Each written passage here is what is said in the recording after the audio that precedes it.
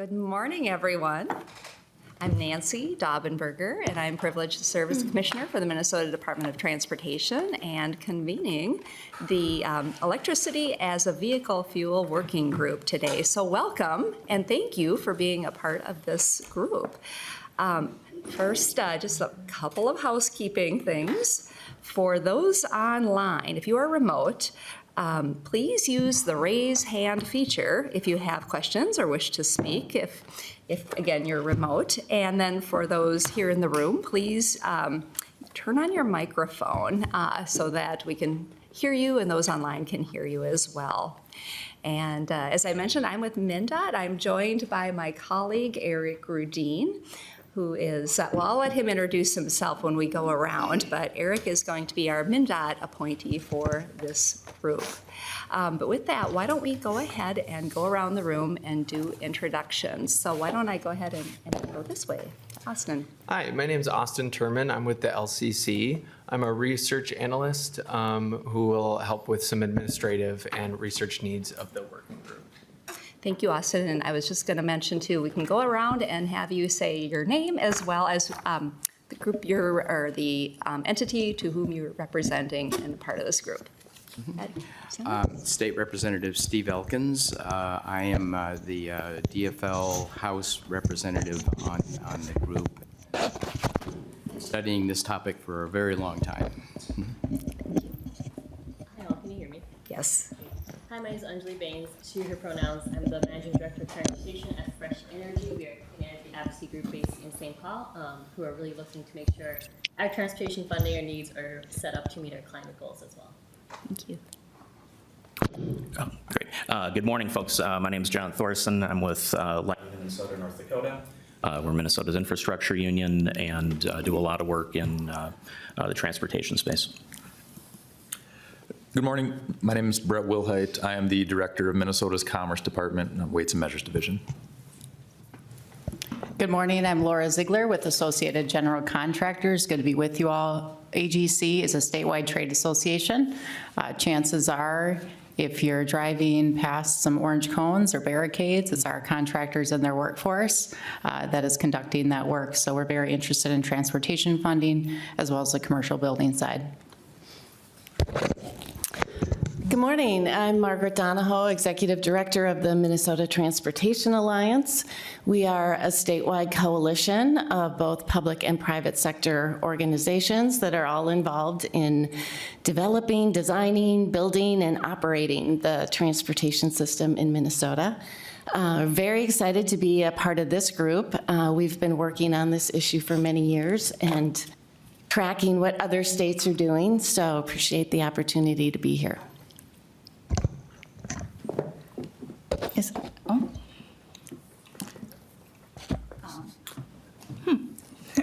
Is it on?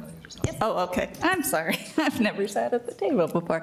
Amanda Dewar, Director of Government Affairs for the Minnesota Automobile Dealers Association, which represents the 365 new motor vehicle franchise auto dealerships in the state. And obviously, we're kind of the first point of contact when folks are purchasing a vehicle and you know, the taxes and fees that are assessed to them, so definitely interested. Thank you. Good morning, everyone. My name is Emily Murray, and I'm here on behalf of the Association of Minnesota Counties, AMC, which is a voluntary association representing all of Minnesota's 87 counties. Good morning. My name is Devin Backwitz. I represent the Department of Administration. I am the energy manager here on the Capitol Complex.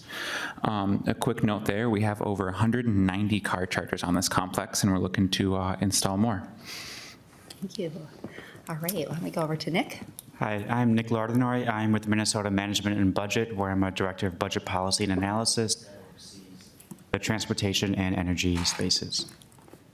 Good morning, Gary Hansen, Eagan City Council member representing the League of Minnesota Cities, and looking forward to learning more about this group's charge, pun intended. Hard to compete with that. Good morning, I'm Joe Hoppy with Otter Tail Power, and I am, hang on, I just lost it, the member representing an electricity provider for residential, commercial, and industrial customers located outside the seven-county metropolitan area appointed by the governor. And I hate to be a problem child in the first meeting, but I am going to have to sneak out a little bit early today. It'll never happen again. Well, good morning, everyone. I'm Jim Pearson with Excel Energy, and glad to be here this morning. Hello, Eric Rudine, Minnesota Department of Transportation. I am normally in the Office of Government Affairs, but I'm currently doing a temporary assignment with our Sustainability Planning and Program Management Division. Hey, I'm DeMarco Walton. I'm with the LCC, and I'm the Commission's Administrative Assistant. Thank you. And we have a couple who just joined us here in the room, and I think Austin's getting your folders for you. Why don't you go ahead and introduce yourself and who you're with? John Houselodden with Minnesota Trucking Association. Good morning, Paul John with the Department of Public Safety. Thank you. All right, and then let's go to those online. And let me see who's online. We go to Senator Johnson Stewart. Morning, everybody. I'm sorry I can't be there with you this morning, but I'm here listening and engaged. I'm State Senator Ann Johnson Stewart, Vice Chair of the Transportation Committee. And I also have an appointment with CTS at the University of Minnesota, and am very interested in coming up with a fair solution for everybody. So I'm really thrilled to be part of this group. I also just want to send regrets from Senator Howe, my colleague who put this bill together with me. He's at the other task force, somehow being scheduled at the exact same time around gun violence. So he sends his regrets. Thanks, Nancy. Or thanks, Commissioner. Sorry. Thank you, Senator Johnson Stewart. And yeah, sorry about that conflict. And then, let's see, we have one more online.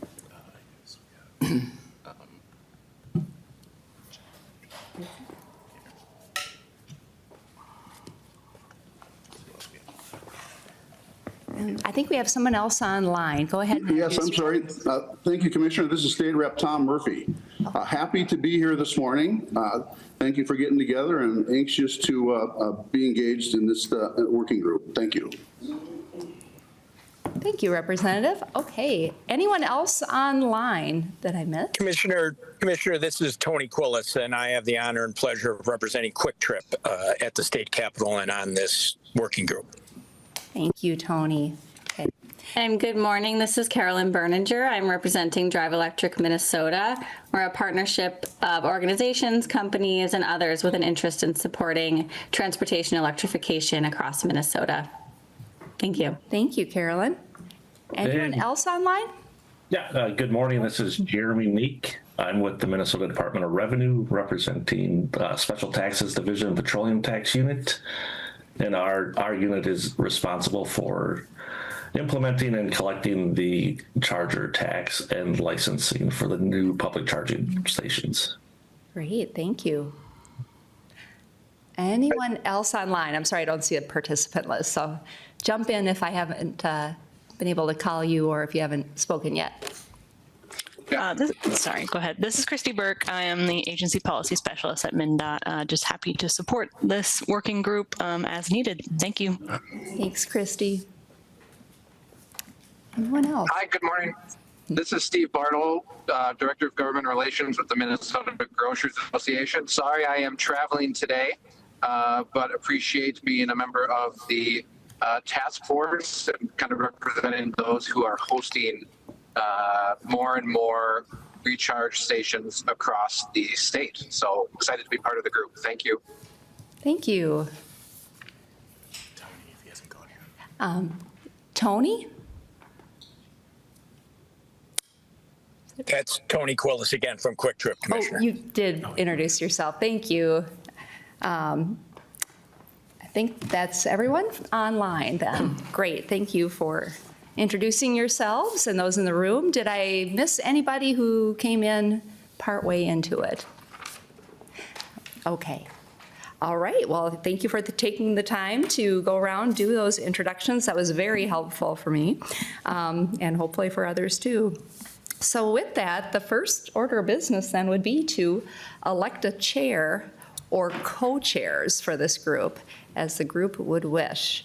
And with that, we would take any nominations for chair or co-chair.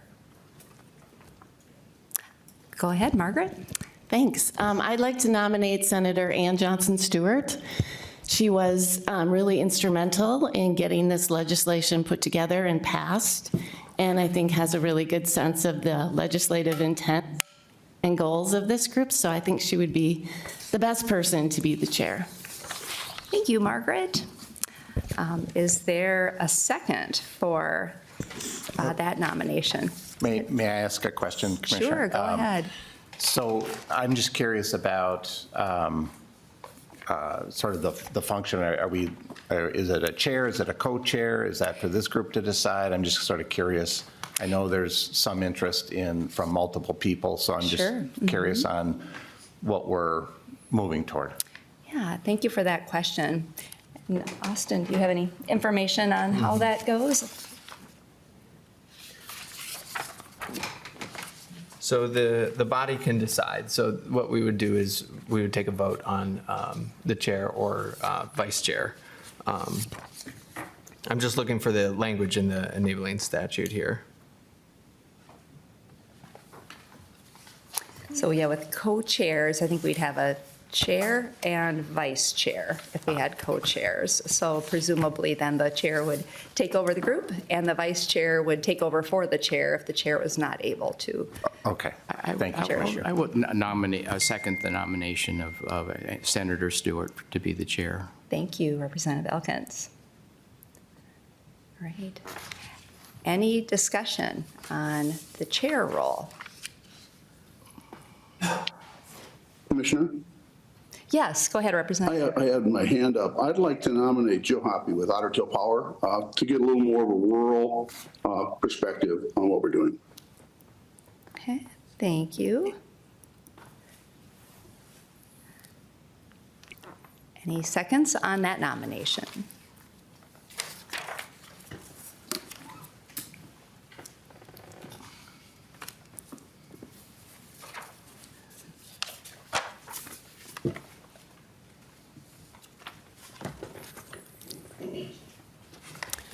I'm not hearing it. Well, let's see. Do we see any hands up online?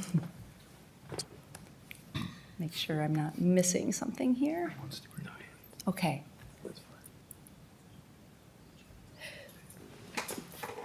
So then not having a second on that nomination.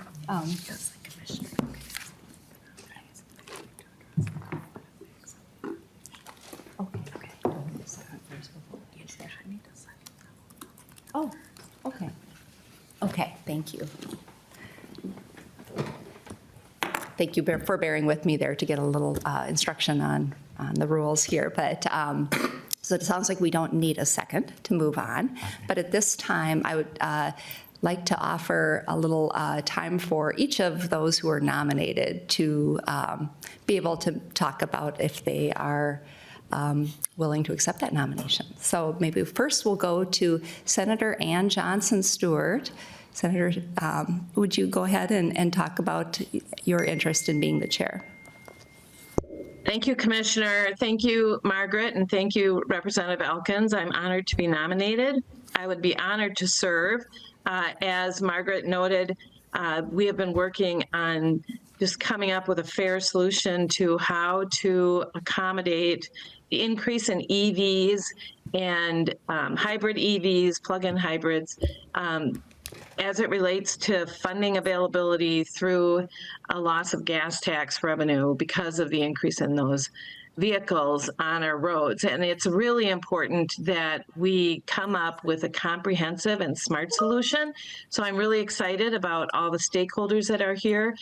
If elected chair, I am committed to hearing from all of you and to compile the vast resources we have at the university, at CTS, within our own body. I know Representative Elkins has done a huge amount of research in this area. I know that Margaret and others at the Transportation Alliance are ready to share. And so while I'm not a rural person teaching at the university for 40 years and being having an appointment at the Center for Transportation Studies, I think has given me a very broad perspective of what's happening across the state, but also access to what's happening across the nation and across the world. I just returned from the Netherlands, where I asked them about how they fund their roads and brought back some knowledge there, although that wasn't the intent of the trip. So I would very much appreciate being chair. I've worked together with Commissioner Daubenberger and with others and the stakeholders at the table, and I would look forward to hearing all of that input in order to come up with a fair solution for how to move forward. Thank you. Thank you, Senator Johnson Stewart, for that. And why don't we go to Joe Hoppy? And you know, maybe I could just mention too, I just understood when there are co-chairs, it doesn't necessarily need to be a chair and vice chair. It can be kind of equal weighted chairs who alternate between the two of them as to who chairs meetings. So that's another option here as well. Don't want to forget to mention that. Thank you. So Joe, do you want to go ahead and talk? Thank you, Madam Chair, and I appreciate Representative Murphy nominating me for this, and I do think it's important that we pay attention to rural Minnesota, and I think the legislation that said we want to have somebody from a rural utility as well as a rural member on here are steps in the right direction. So as long as we, think about the whole state, which I think is really good, I'm very honored to have been nominated, but I do think it makes some sense to have a sitting legislator be the chair. And I would, I don't know if I can withdraw my non-seconded nomination, but I appreciate it, but I would support Senator Johnson Stewart for being the chair.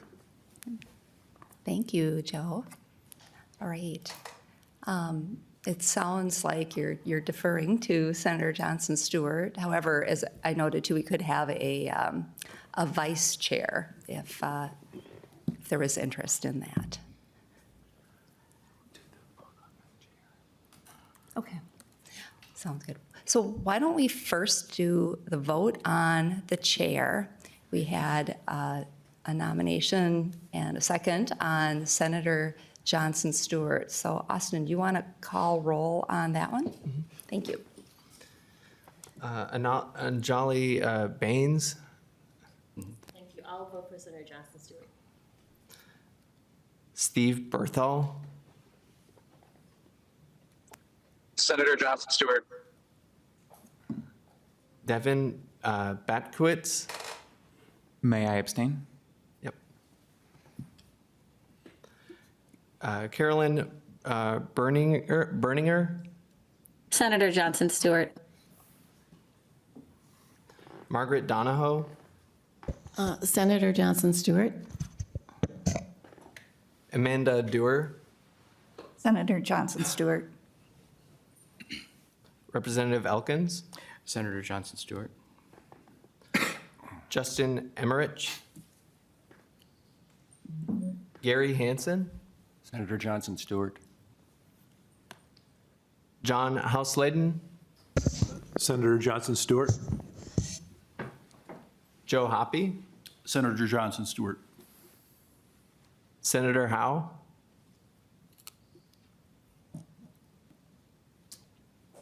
Senator Johnson Stewart. Senator Johnson Stewart.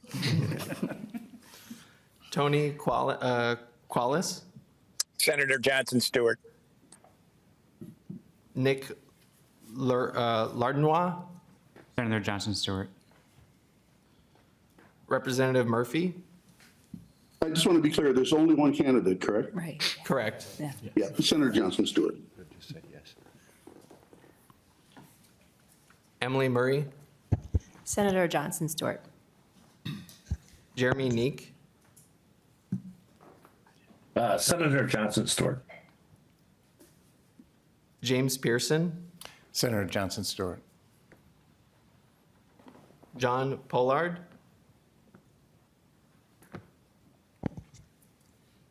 Eric Rudin, Senator Johnson Stewart. John Thorson, Senator Johnson Stewart. Aurora Vatrin, Brett Wilhite, Senator Johnson Stewart. Pong Zhang, Senator Johnson Stewart. Laura Ziegler. Senator Johnson Stewart.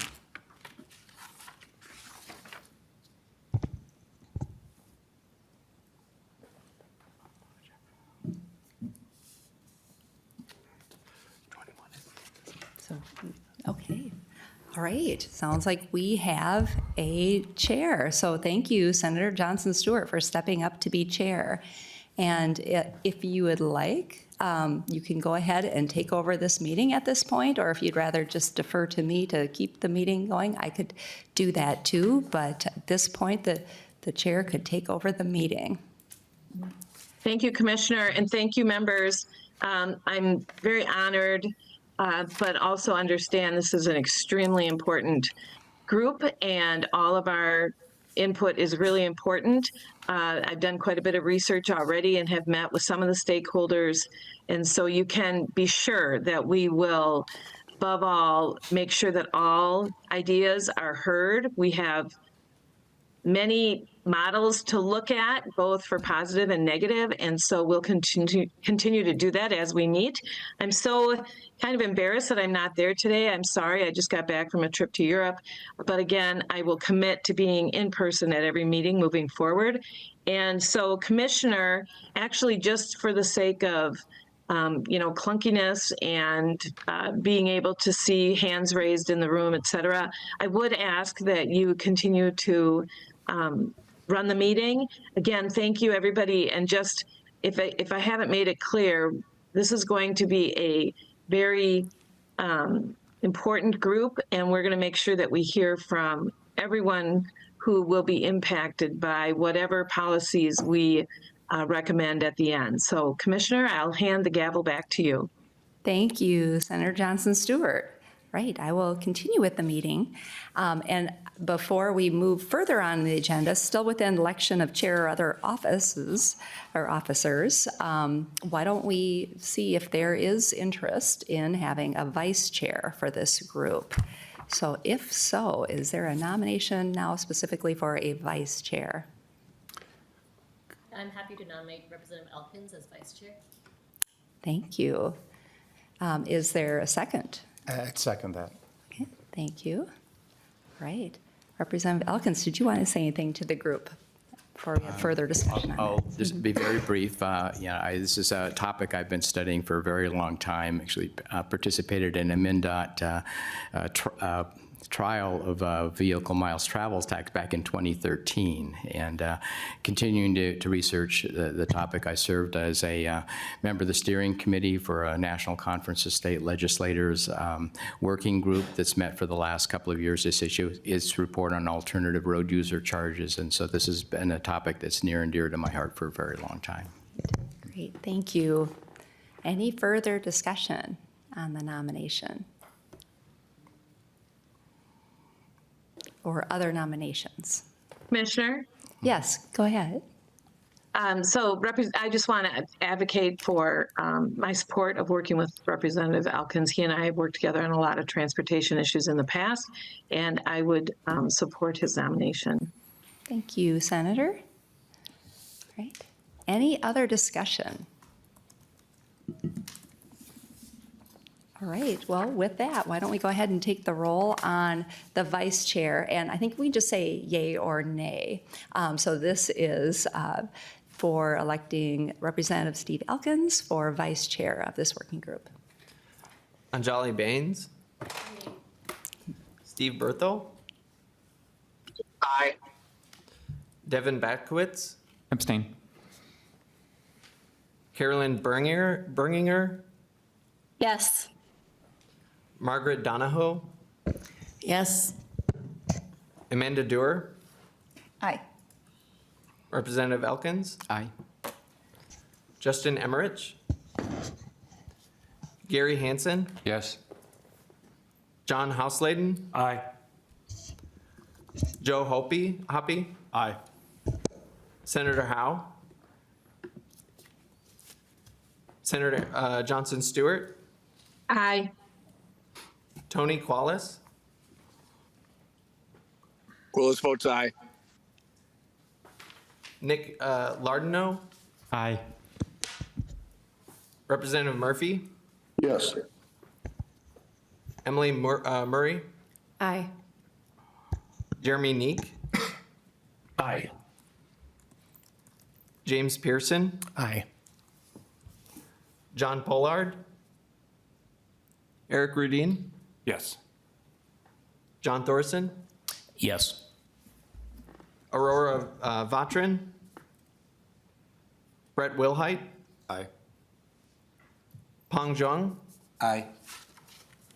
Laura Ziegler, Aye. All right, it's unanimous. We have now a vice chair, so thank you, Representative Elkins, for stepping up into that role. Okay, so I think we can move on in the agenda.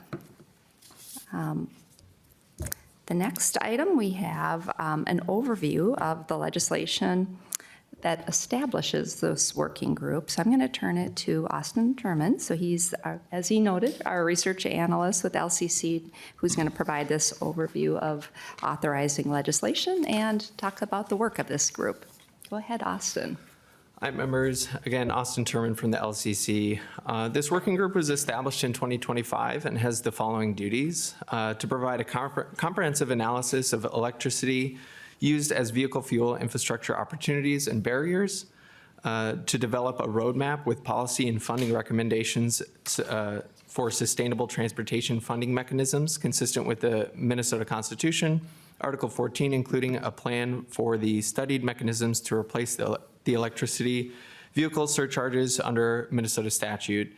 And third, research and analyze legislation and policy made in other states to determine equitable and comprehensive fuel assessment methods for electric vehicles. The work of this group will culminate into a report that will summarize the activities of the group as well as provide findings and recommendations. And that will be due February 13th and will go to the governor and the chairs and ranking minority members of the legislative committees with jurisdiction over transportation. I can take questions now. I'm also available via email for any questions related to the enabling legislation.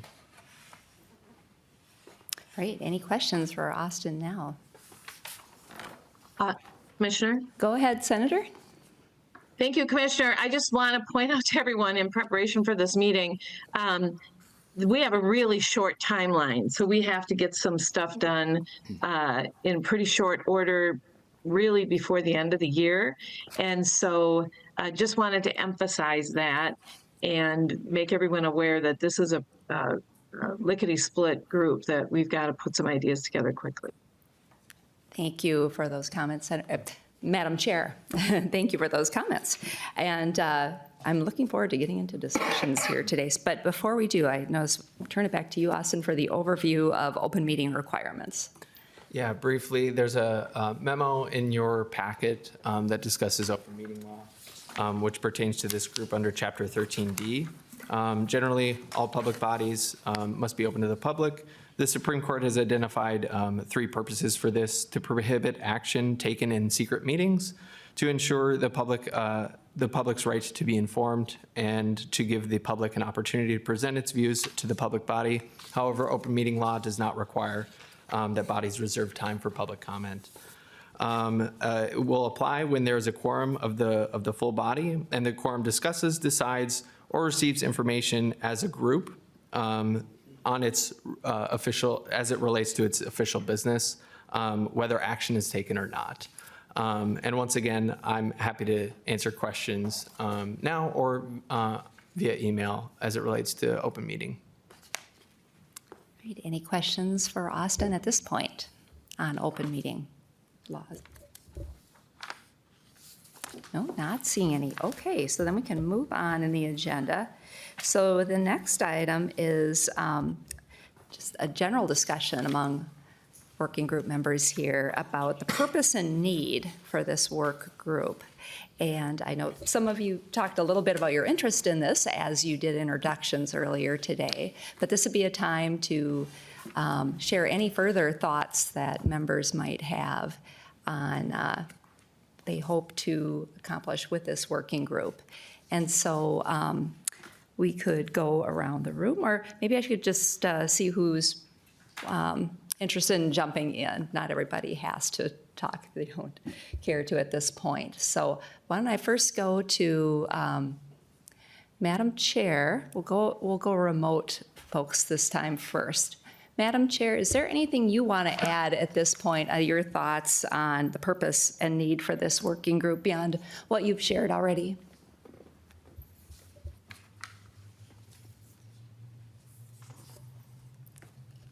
There we go. Thank you, Commissioner. I just want to note that as I've been studying how states and frankly other countries do this and how they have moved to accommodate the reality that we're getting more and more electric vehicles. I think one thing I just want to just put out there is we have a road system that relies on funding currently from a surcharge, but then also mainly from the gas tax. We have a system that relies on that funding, but it's important to note that regardless of how much a vehicle drives or how much gas they buy or how much they impart in terms of load on the road and damage, we have a need to create a system that's independent of all of that, right? So we have a transportation system that is kind of the base reality. We need a road from here to there, whether the user drives it in a very light vehicle one time or in a very heavy vehicle 100 times. The system itself is required. And then we have the reality that car or a vehicle that drives over a road 100 times may in fact need to pay for that road at a different rate or at a different amount that a car or a vehicle that drives over it just once. So in my mind, I've been looking at different ways to address both the system needs, but then the user needs. And I think it's important as we move forward to consider those aren't the only two components, obviously, but I'm trying to reconcile and find as much information I can on how to fairly accommodate that. A person who drives a very light vehicle once, probably it's not fair that they pay the same as somebody who drives a very heavy vehicle many times. However, I think it needs to be part of the discussion. So those are just some very basic thoughts that I'm coming. Those are pretty comprehensive, top-level thoughts. And that's just what I'm thinking about as I gather information about how we move forward fairly. Thank you, Commissioner. Thank you, Madam Chair. Right, why don't we see if anyone else online wants to go ahead and add to that or share any other thoughts they have. Do we have any hands up online?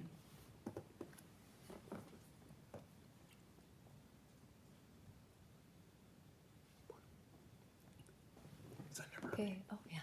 Okay. I see a hand up by Representative Murphy. Go ahead, Representative Murphy. Thank you, Commissioner.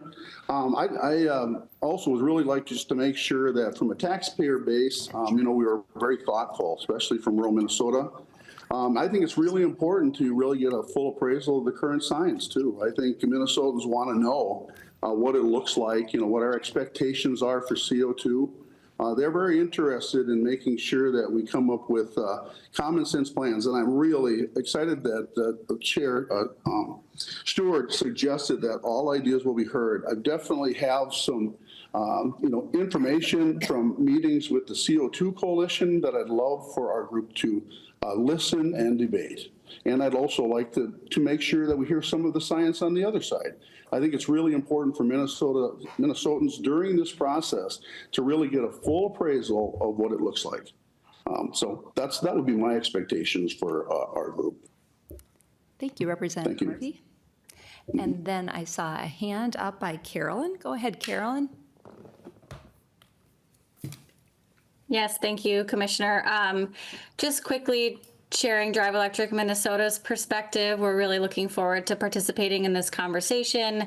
Our goal is to ensure that one set of EV drivers, whether that's gas car drivers, electric vehicle drivers, people who drive very little or people who drive a lot, that everyone is paying their fair share and that one set of drivers is not sort of overburdened relative to others.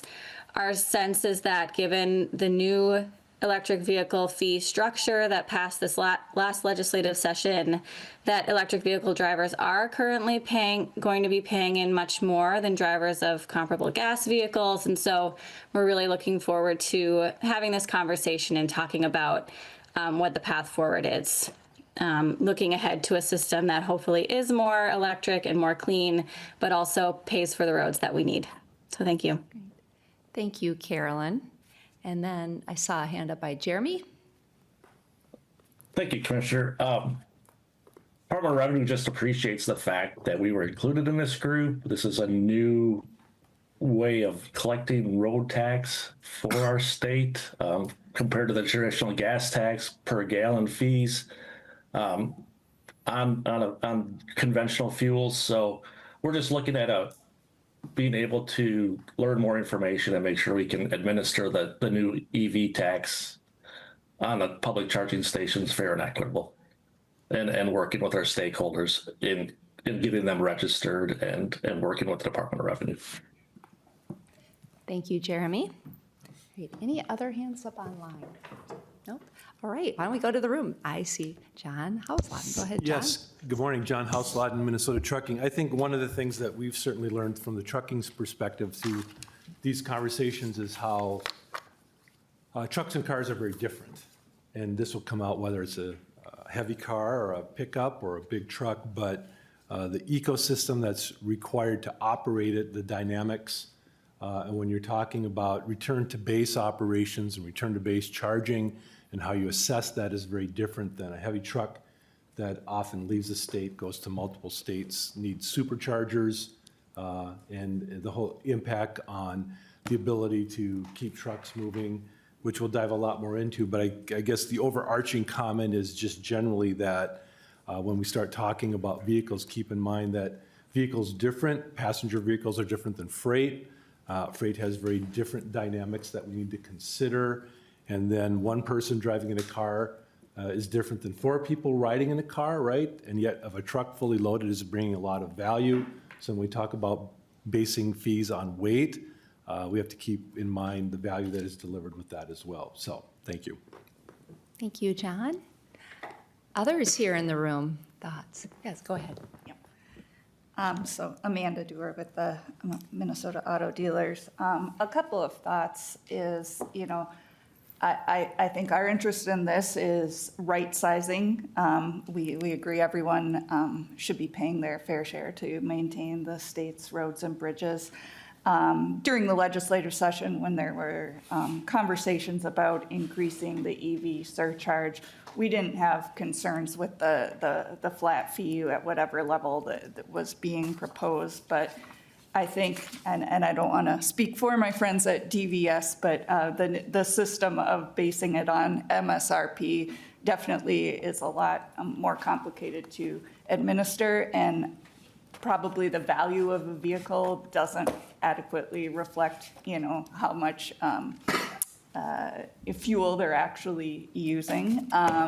And frankly, it's going to be a lot more expensive for at least the first, 4 or 5 years than the $200 flat fee would have been. So we're a little concerned with how that ended up shaking out in the legislative session. And just in terms of the per kilowatt hour tax, just feel like there's some details on that in terms of those entities that own the charging stations, which many auto dealers do, but probably sell a low volume of fuel related to, if you're going to a service station or whatever. what are the licensing fees going to be? What are, and what are the costs going to be for setting things up for being able to charge the per kilowatt hour tax? So very interested in the conversation. Thank you. Thank you, Amanda. Others here in the room? Yes, Representative. Some of the issues that I think that we definitely should be considering as part of this is that we want something that's fair. I've always been a strong believer in the user pays principle, that the people who use the road should pay in proportion to their usage. I think the issue of road damage and the relative road damage caused by different kinds of vehicles keeps coming up over and over again because electric vehicles are a little heavier. We should probably have during one of our sessions at least a brief overview of what's called the fourth power law. Which is based on a study that showed what is the relationship between vehicle weight and road damage. That's an important issue. Simply, we need to evaluate the practicality of some of the alternatives. Some of them are like a per kilowatt hour tax would be very difficult to accurately collect for all but a relatively small proportion of electric vehicles. So the practicality of the alternatives needs to be reviewed. Cost effectiveness of the collection needs to be reviewed. The gas tax, one of its key features is that it's probably the single most efficient tax in terms of collection costs of any tax that we have for anything. I think the last I saw, it's costing like 0.02% of revenues, something like that, to administer the gas tax because we assess it at the wholesale level, and there are only like a dozen wholesalers in the whole state. And just the transparency, people should be able to easily understand what they're paying and why they're paying it. With many of the alternatives, or some of the alternatives, the question of privacy, especially privacy about our travels, is an issue that needs to be addressed as well. Thank you, Representative. Others here in the room with thoughts they want to share on this? Go ahead, Margaret. Thanks. I think it would be really helpful for the group to hear more about what's happening in Wisconsin and Iowa, where they do have a per kilowatt hour fee. I think it would also be really helpful to get an overview of what all the other states are charging when it comes to electric vehicles and how their collection process is working. I do think the issue of administrative costs is really important, and so looking at that issue will be helpful, as well as looking at Minnesota's constitution and the language as it regards taxation of fuels. Thank you, Margaret. And we will be hearing a little bit in a moment here, too, about what other states are doing. So, yeah, go ahead, James. Thank you, Commissioner. Just from a utility perspective, it would be nice at some point to have just a few minutes. From our perspective, not all chargers are the same. It's pretty straightforward to deliver a charger in somebody's garage. It is quite different to deliver the type of energy needed for DC fast chargers or the kind of chargers that would serve the Trucking Association or others. So at some point, it would be nice just to have a few minutes to kind of share that, because when we get into barriers, cost of delivering that electricity for level 3 chargers, for example, is quite different, and just wanted to make sure the group as a whole has that perspective as well. Thank you. Got it. All right. I think we have just a couple more minutes for any other thoughts on this. Yeah, go ahead.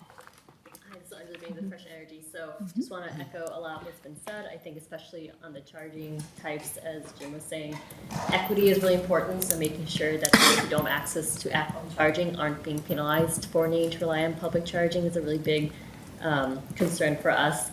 And then just emphasizing the purpose of this group in legislation is really that we can come up with sustainable transportation funding mechanisms. So I really want to encourage folks to think beyond just EVs. How can we be thinking about in the near term, the long term, how we can change transportation funding more fundamentally so that we're not having to return this conversation every year. A more permanent solution would be really wonderful. EVs make up less than 1% of our passenger vehicles. So this is a good time to have the conversation, but they are no means the reason why there's a lack of roadway funding, which we'll hear shortly. So I'm hoping to take this opportunity to have that bigger discussion of how do we fundamentally shift the way we fund roads so that we can have a permanent, sustainable solution to that. Thank you. Thank you for that. We got one more minute before we need to probably move on. Go ahead, John.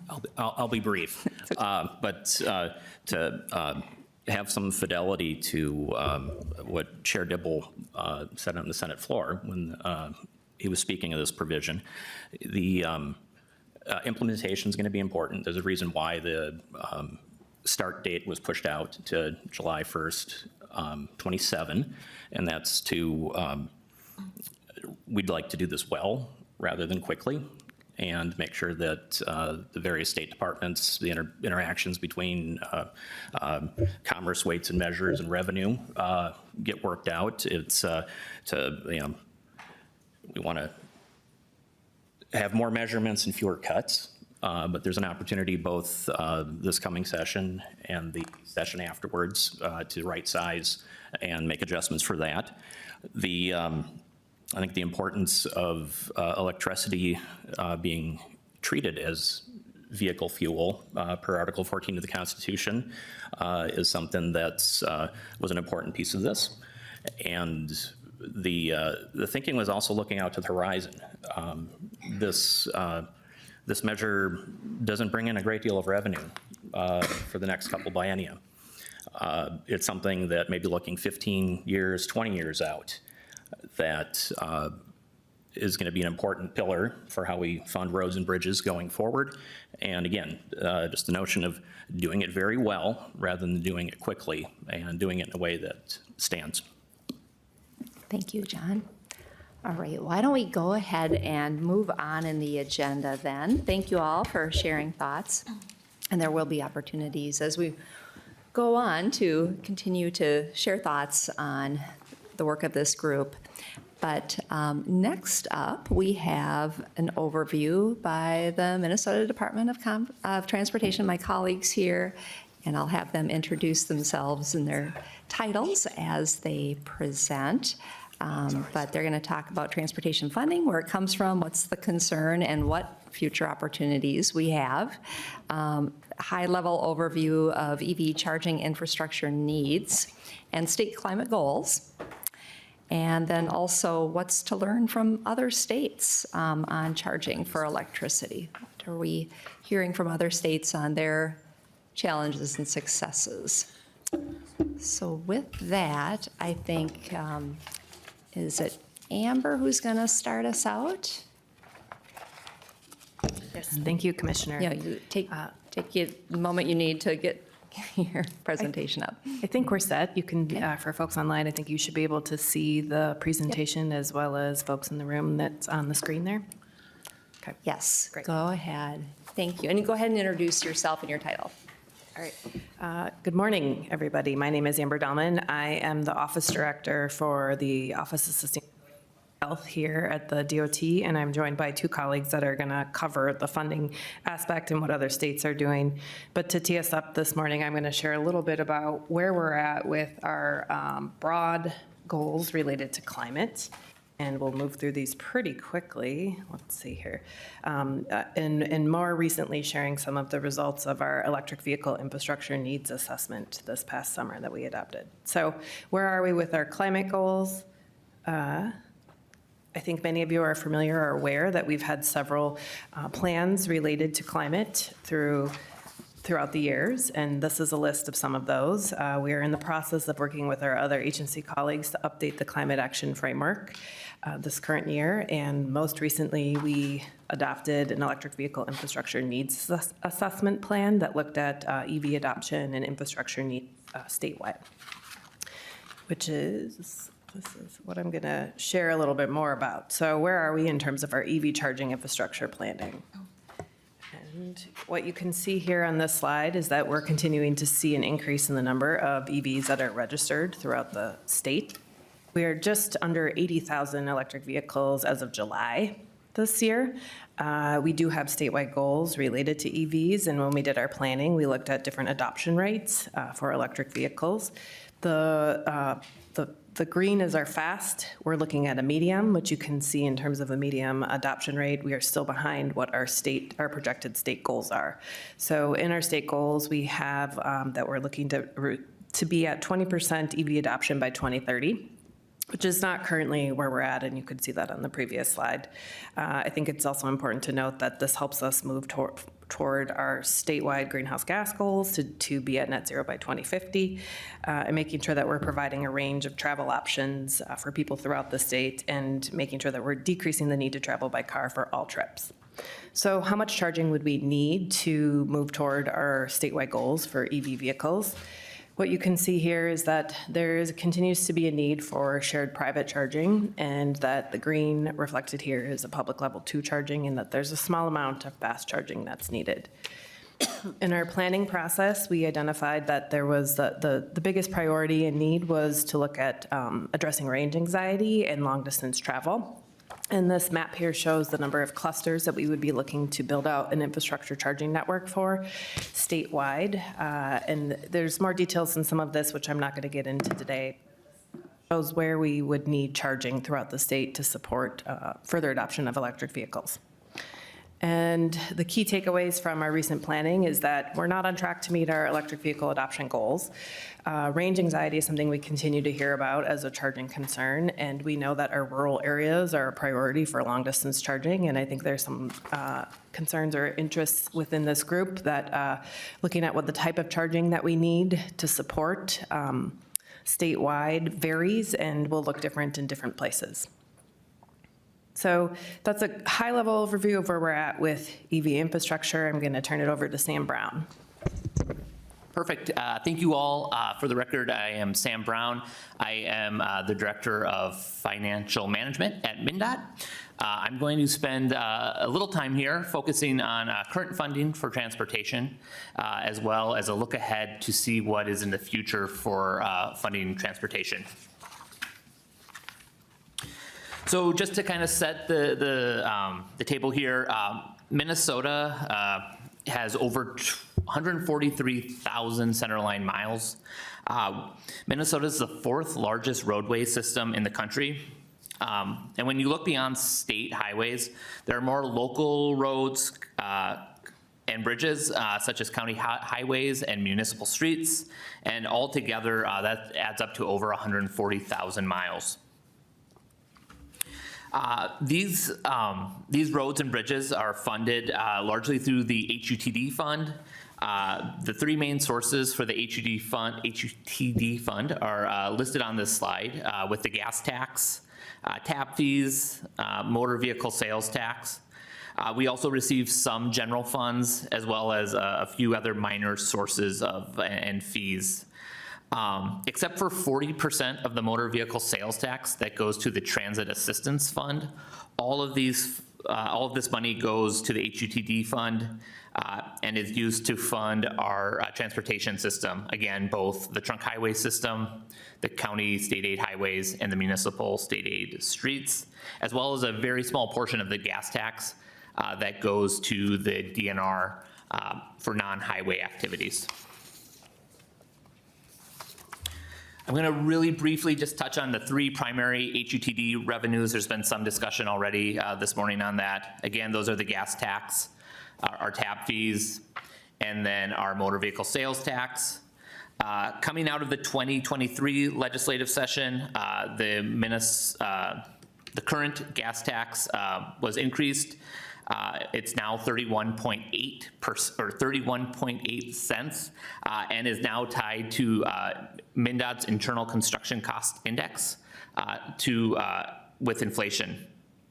On the tap fees side, those are calculated at 1.575 MSRP, and then they decrease as it relates to the vehicle's original value over time, before being a $30 minimum fee after 10 years. And then the last one is our motor vehicle sales tax. This is at a rate of 6.875. This includes sales by car dealers, as well as those sold by private individuals. Focusing on the changes in revenues that came out of the last legislative session in 2025, there were several changes to existing revenue sources, as well as a couple new revenue sources. Notably, the $75 flat fee that was charged for EVs is now based on 0.5% of the MSRP and have a depreciation schedule similar to what we see on our our TAP fees, our motor vehicle registration taxes. At this time, the minimum fee a EV would pay is $150. A new revenue source were for the new plug-in hybrids. This is very similar, but is based on 0.25% of the MSRP and has that same depreciation scale as EVs. And at this time, that minimum fee is $75. As this group is very well aware, they also implemented a new tax on EV charging at fast charging public stations of 5 cents per kilowatt hour. However, this does not start until July 1st, 2027. So once these funds our revenues are collected, they are transferred to the Trunk Highway Fund. This pie chart gives a kind of a high level understanding of how these funds are used. Nearly 50% of our funds go to fund our SRC program. That's the highway construction, largely completed by construction firms. And then the other large portion is obviously for maintaining our state highways. And that can look like things as simple as like patching, our snow and ice efforts, striping, to name a few. I will just spend a second on this slide. It's just a quick overview of where we are with our primary revenue sources and where we look to go into the future. You can see now coming out of the 2023 legislative session, our TAB fees, the motor vehicle registration tax, is now the primary revenue source within the HUTD. With the indexing factor for our gas tax does remain competitive. And helps maintain that competitiveness over time. Again, another chart. I will try to kind of briefly cover this one. The big takeaway here, though, is that while our primary revenue sources have grown, overall revenue is not keeping up with inflation and is not meeting the needs of our increasing transportation system. And that gets us to the larger question. At MnDOT, we prepare the Minnesota State Highway Investment Plan. This is updated every 5 years. And one takeaway from this report is to understand what that funding gap is for the state highway system. Again, while recent revenues have helped reduce unmet needs, funding is still a significant challenge. The most recent MNCHIP that was put together has a funding gap of nearly $18 billion over the next 20 years. Looking more broadly, the MNCHIP does not publish long-range funding estimates for counties and cities. It only focuses on the state highway system, the trunk highway system. So MnDOT assumes that this funding gap that we see on the trunk highway system is proportional to what we may see for counties and municipalities. When you take the trunk highway system, our county state aid highways, as well as our municipal aid streets, in 10 years, that gap almost exceeds $19 billion. So coming out of the 2023 session with the increase in revenues was also the ask by the legislature for MnDOT to start looking into how we close this gap. We came together and put out nearly 22, I think it was 22 proposals, 22 options that would generate revenue. These proposals were grouped by statewide options, And then the other was by local government options, as well as different program or projects and how we could change things internally. The big takeaway were a wide range of revenue sources. Those ranged from fuel tax increases or tab fee changes, as well as things around road user charges, just to name a few. And with that being said, I am going to hand it over to my colleague Peter, who will cover some ideas of what other states are doing. Thank you, Sam. For the record, I'm Peter Olson, Lead Alternative Funding and Financing Analyst at MnDOT. So I'm here to talk about approaches from other states and how they're handling some of this. So it's important to point out MnDOT is very active in the national scene when it comes to discussing these alternative funding mechanisms. We're a member of RUC America, which is a group of states that looks at some of these along with another number of organizations. One of the main things we're seeing across the country right now is EV fees, something that Minnesota is very familiar with. This is just a kind of a eclectic group of what each state is charging for EV fees. We do have a spreadsheet that covers all 50 states, including how they increase those mechanisms and any legislation that they currently have. So if any of these are interested to you guys, we are happy to provide that information. As you can see, there's a wide variety of what states are charging for EV fees. Some are as low as $50, some are as high as $250. Minnesota now with our MSRP is the first state to go in that direction. Virginia does have a fee based on miles per gallon, and some states charge different fees for new EVs as opposed to used EVs. There are also a number of states that have specific fees for hybrid, something that Minnesota introduced this year, and then a number of states that treat hybrids the same as regular EVs. So if there are any specific state examples you all are curious about, we do have that information. We'd be happy to share. The second option that we talk about is tax on EV charging. This is something that's becoming more prevalent in the last couple of years across the country. As was mentioned earlier in this meeting, Iowa, Wisconsin, Montana, Utah, Oklahoma, Pennsylvania, a number of states are moving in this direction. Most of these are only on public EV chargers and only on level 3 chargers. So those are the chargers that are over 50 kilowatts per hour. A number of them have just come online in the last couple of years, so there's not a lot of information on how much they've been producing in terms of revenue, but there has been a number of rollouts that have gone forward, so a lot of information to be gained on how potentially we could look to implement this if it's something that is interested in moving forward. And then the third option is road user charge programs. So there are currently 4. Oregon has a special session on Wednesday where they are looking to pass a mandatory road user charge as part of their comprehensive funding bill. Utah, Virginia, and Hawaii also have these road user charge programs. Hawaii's is mandatory. The Utah and Virginia are voluntary. They use a variety of different tracking methods. Hawaii is mandating by 2028 all EVs and by 2033 all vehicles. So they do have road user charge becoming their primary revenue mechanism by 2033.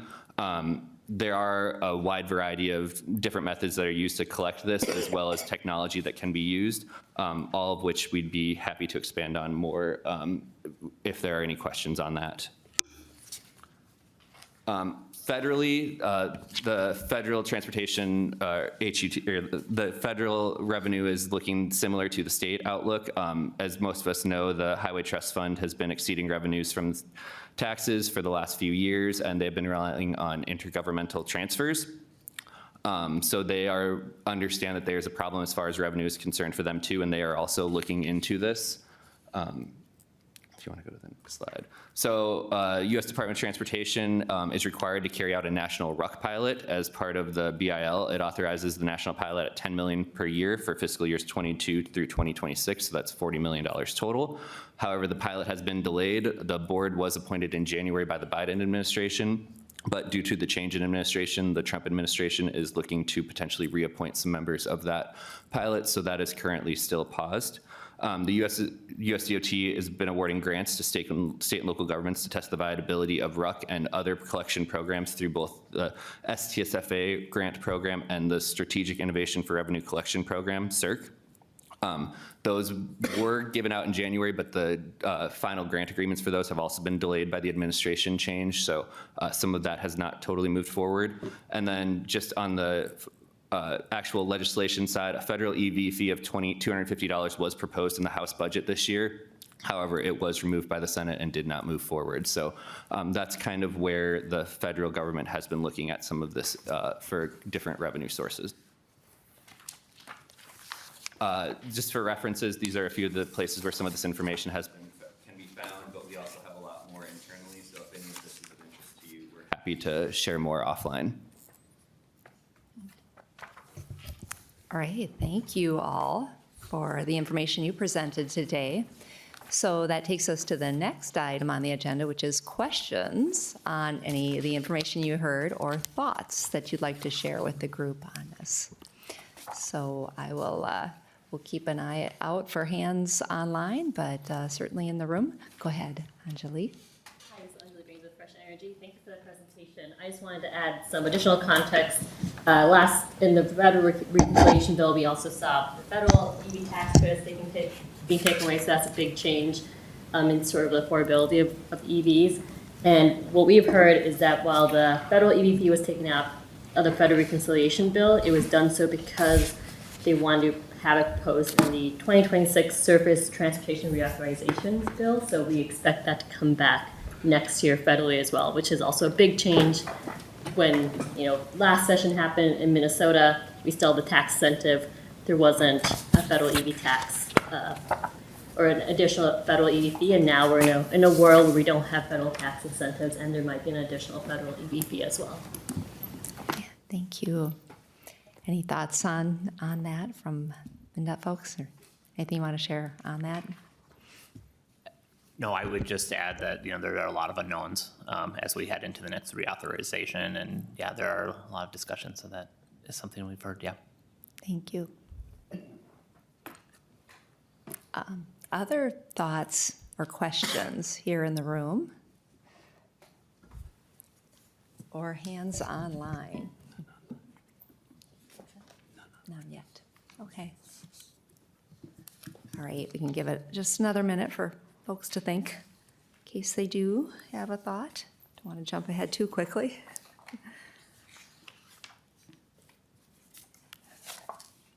And maybe another part of this agenda item too is just any thoughts on the role of agencies in this. So not just MnDOT, but our other agencies who've joined us. So thoughts from those agency folks or others too in the work group who might have some questions about the roles.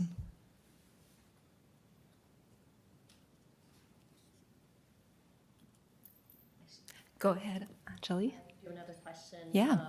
Looking to the uses of the trunk highway fund. So on slide 19, you said almost half of it was going to state road construction. Is that for new roads being built, completely new roads, or is that for repairing roads as well?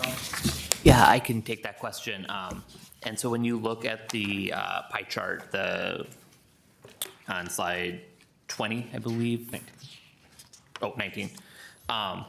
The blue, the state road construction, that is for our highway system, the new roads or improvements of roads. That orange is the operation and maintenance. So that's the actual maintaining our existing highway system.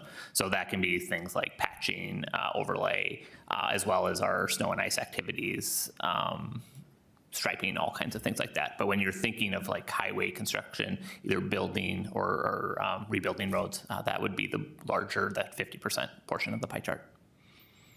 It would be interesting to know how much is going to rebuilding roads versus brand new roads. If that's something we can get follow-up on, that'd be awesome. And included with that, wondering how much of the projected forecast is going to be attributed to rebuilding versus building brand new roads or highways where none existed before. Thank you. Yeah, we can definitely follow up on that. Briefly, it's by far vast majority is for updating and building or improving roads versus new roads. But yeah, we can provide percentages on that. Cool. Thank you. Yeah, thanks for that question. We'll get a little more breakdown on that, but just as Sam said, our program and the 20-year MNSHIP plan, so the State Highway Investment Program, is very preservation heavy. But there is some funding for projects that are considered expansion, but it's a smaller amount, of course, when you think of the whole program. John, go ahead. Yes, just a question. I know it's a topic near and dear to Representative Elkins, but what the Constitution allows and doesn't allow in terms of what we can tax to fund the system. So in Section 10, it references may levy an excise tax on any means or substance used for propelling vehicles on the public highways. So my question is, can we, if fuel is electricity, can we tax miles? Does the Constitution actually prohibit miles, since miles isn't a mechanism or a fuel? It is just a mechanism.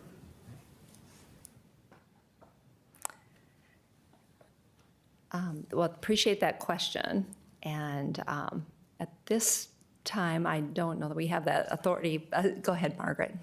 I was just going to say, I know that as part of the MBUF group that I think we were all part of a while ago, in relation to a road user charge scenario, I mean, that question did come up as far as the constitutionality. And I think it was established that we'd have to have a constitutional amendment to dedicate that revenue the way the fuel tax is dedicated, which is part of why we were really interested in the per kilowatt hour fee, because that is taxing the way the Constitution envisions and would be subject to having the revenue go into the Highway User Tax Distribution Fund. Thank you, Margaret. Representative Elkins. Just to add on to that, Madam Chair, it's just that the question is whether a mileage-based tax would be dedicated to the Highway User Tax Distribution Fund. And I think the answer to that is, as Margaret is saying, is that not without a constitutional amendment. So there's nothing prohibiting us from establishing a mileage-based road user charge. It just would not be constitutionally dedicated to the Highway User Tax Fund. And I see Mr. Brown nodding his head there. Just really briefly, that is correct. The gas tax, our tap fees, and our motor vehicle sales tax are very unique in that they have that constitutionally dedicated source that requires them to go to the HUTD fund. We do have other sources of revenue that go into the HUTD fund that are not constitutionally dedicated, and this could be something similar to that, but it would not be the same as the gas tax, where it's constitutionally dedicated. So just a follow-up, it sort of gets it back again, how long of a life is any mechanism if it's not constitutionally dedicated? And within the reality of legislative budgets. Thank you. Yeah, thank you for that question. Representative Elkins. Question for staff, I guess. Do we have current statistics on what is the, where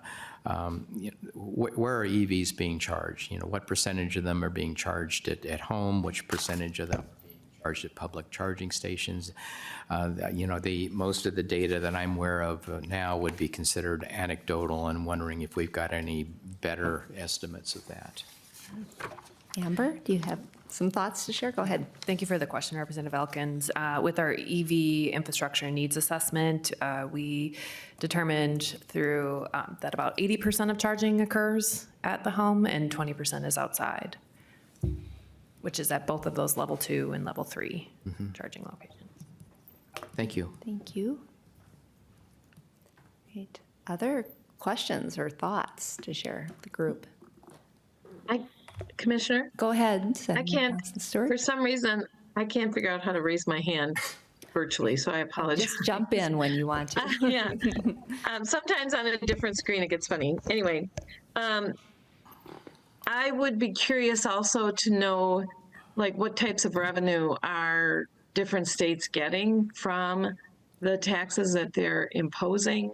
I also, I know this is a sensitive question. I'd still like to know it. I looked through MnDOT's presentation from today. Has anyone quantified the loss in revenue from more drivers moving to EVs and then not paying gas taxes? I just don't remember that I've ever seen that. So I wonder if that data is available as well. Thank you for that question. So it sounds like you're wondering about, for those who had been paying gas tax and they moved to an electric vehicle, so they're paying the surcharge but not paying for the electricity other than through their charging station or charging at home. What is the loss of revenue to the highway fund? And do we have any data on that? Or have you heard of any data out there on that? Thank you for that question. We've never specifically quantified it for Minnesota. There are some other states that have tried to do it. There are such options as looking at number of EVs times number of VMT times gas tax as a way to potentially look at that. We have looked at kind of general how gas tax is affected by both fuel efficiency and EV adoption, but never split that out into specific segments for EV adoption or things like that, but it is something we could look at on how other states have been doing and potentially try to do some sort of calculation around that. Thank you. Thank you. Oh, go ahead. Yeah, thanks. And I also just want to say again, just so that everybody understands, we know that there's a huge gap in road funding. I want to make sure everybody understands. We do not expect that this is by any means going to be all placed in the lap of EV users or drivers. So I think it's important for us to note. I really appreciated that information. And I know as a member of ASCE, American Society of Civil Engineers, we've been looking at that and have data and have quantified where those gaps can be attributed. So I just want to say out loud that we know right now that this is not a fill the gap with charges to EV drivers. I know it sounds silly to even say that out loud, but I feel like it needs to be said. So thank you for that. Thank you for that question. Yes, go ahead.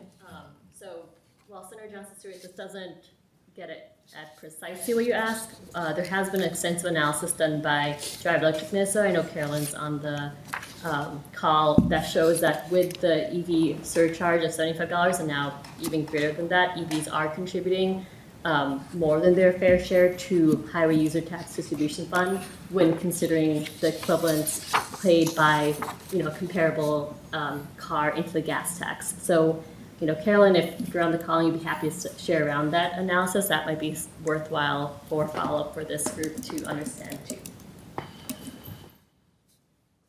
Sure. Yes, Carolyn, happy to that. Yes, sure. Happy to share that. And yeah, as Anjali said, it doesn't exactly answer this question of, what's that gap in the gas tax that electric vehicles are kind of creating. But yes, we have run the numbers for new vehicles of a few different vehicle types. And for a comparable gas car, what kind of each driver would pay, one EV driver compared to one gas car driver under the new system that's been implemented. So certainly would be happy to share that. I know also the Alliance for Transportation Electrification has done some research on this question of the Minnesota funding gap specifically and kind of how much of that funding gap kind of these different pieces account for. So I could also see if I can find that. It may have the answer to your question, Senator, but I can't say for sure without digging it up. Thank you, Carolyn. Right.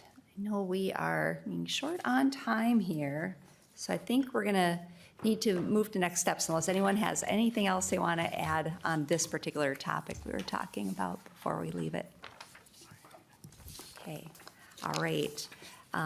Yeah, really appreciate all the discussion today and getting to know what folks want to bring to the group as well as get out of the working group. But we need to, as a group, talk about frequency of meetings and then whether the preference is to be remote, fully remote, or hybrid like it was today, or all in person. And any presentations or informations that you'd like to make available at the next meeting. I took some notes on what I heard so far about information that folks would like to hear about at future meetings. But if there's anything else that you'd like to add to that list, this would be a great time to do that. So Margaret, go ahead. I just have kind of a process question. if different members have information they want to share with the group, how does that work? Or if you want something on an agenda, how will that process work? Yeah. Go ahead, Austin. Feel free to reach out to me and I can help disseminate that information to the group. To that, I know, Commissioner, just noting, I also shared my direct email with Austin to distribute to the group. So if anybody has contacts or connections outside of this group and they don't have access to the portal, I would welcome them just sending me as the chair that info directory directly, and we'll follow up. So two different ways to get info to me. Great, thank you, Madam Chair. And go ahead. Yeah, I think with at least one of the other legislative coordinating commissions, I'm over setting up a resource page where as members contribute white papers and the information to be shared, we can publish this stuff there so that it's accessible to everybody on the committee. Right, thanks. Is that possible then? Yeah, I'll create a page, a tab on the working group page that as things come in, I can put them on the resource page. Thank you, Austin. All right. How about any thoughts on frequency of meetings? Go ahead, Laura. Commissioner, understanding we have a February 15th deadline and underscoring what the chair has stated, having worked on previous task forces, work groups, we're going to want to get a draft, no later than mid-January. So working backwards, I would recommend a minimum of once a month and strongly suggest a hybrid model, much like today with encouraging in-person, but of course allowing for remote participation and voting as well as necessary. Okay. Thanks, Laura. Go ahead. And I would agree with that, and further say that since we had a pretty good in-person attendance today, this might be a really good meeting slot to just grab onto, especially since it's distinctly possible, probably likely, that the governor is going to call a special session probably sometime in October, and a Monday morning time slot like this would be safe from being preempted by legislative session. Good to know. Thank you. Right. Yeah, Commissioner, I would affirm that and second it. I also think we should do some coordination because I know Senator Howe really wants to participate as well. Mm-hmm. So let's just make sure that the other working group, well, there's a couple, but the one specifically that he's been assigned to does not conflict. But I like Monday mornings also. Great point. Thank you. Sounds like we'll maybe take that offline. The chairs will discuss potential recurring sort of meeting date and time, or time. And then I heard a suggestion for monthly, or a minimum of monthly, I think, Laura, is how you put it. Does anyone have any other thoughts on that cadence of meetings? Go ahead, Yeah, Representative. I suspect that in January, we're probably going to want to have two. Yeah. John, go ahead. I'd say, given the breadth of what we want to tackle here between now and then, maybe the chairs may want to consider appointing some folks or some work groups in between the meetings where work gets done rather than just trying to do everything at the monthly meetings. Sure. Thank you for that comment. All right. Commissioner, I would recommend too that we meet at least once a month, with our next meeting probably being 2 to 3 weeks from now, or as we start to get our feet on the ground. And to Laura's point, we work backwards to figure out some milestones. I would think the very first meeting or two will just be on sharing information and having presentations and speakers. So we've already started to collect that stuff, but if you have other ideas, drop it into the working page or send it to me or Representative Elkins so we can start to put that agenda together. But getting ready for our next meeting sooner than later, I think is a good plan. Thank you, Madam Chair. Sounds like we will aim for between 2 to 3 weeks from now to reconvene this group and talk through the agenda items. Well, actually, it sounds like you'll be collecting those ideas, and we'll work out the next agenda. And then from there, we can kind of see when the next meeting should be as well. Okay, all right. Any other business before we adjourn? We don't need it. Oh, great. All right. I'll just pause here. Any other thoughts from the group? Otherwise, I think, sounds like I can just go ahead and adjourn the meeting. Not hearing any, so this meeting is adjourned. Thank you, everyone, for your participation today.